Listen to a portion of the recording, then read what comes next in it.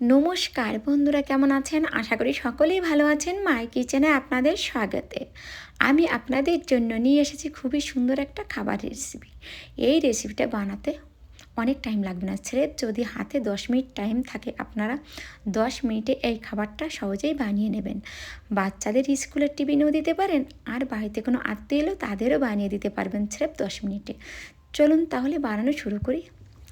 খাবারটা বানানোর জন্য প্রথমে একটা বাটি নিয়েছি, বাটিতে একটা ডিম ফাটিয়ে দিয়ে দিয়েছি, 1 কাপ চিনি আর 5 চামচ সাদা তেল দিয়ে ভালো করে 2 মিনিটের মতন ফেটে নিয়েছি। ফেটা হয়ে গেছে, চিনিটা গলে গেছে। এখন এর ভিতরে 1 কাপ ময়দাটা দিয়ে এর ভিতরে অল্প অল্প দুধ দিয়ে সুন্দর করে মিশিয়ে নেব। এটাকে ভালো করে মিশিয়ে নিয়েছি।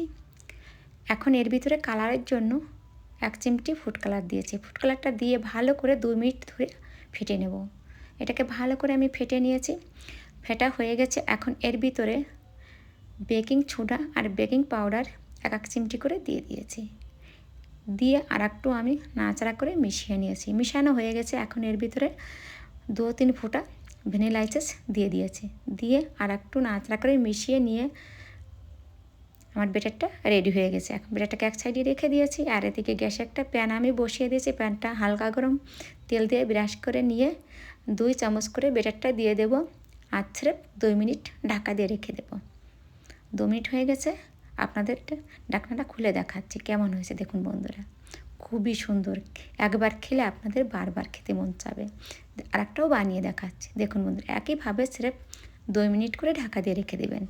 এইভাবে আমি সম্পূর্ণ খাবারটা বানিয়ে নিয়েছি। আমার খাবারটা বানানো হয়ে গেছে। আর রেসিপিটি পছন্দ হয় লাইক, কমেন্ট, শেয়ার আর সাবস্ক্রাইবার করে আমার পাশে থাকবেন। আর এইভাবে আপনার সহজেই খাবারটা বানিয়ে নিতে পারবেন। একবার খেলে আপনাদের বারবার খেতে মন চাবে। দেখুন বন্ধুরা, কতটা সুন্দর হয়েছে না? অসাধারণ হয়।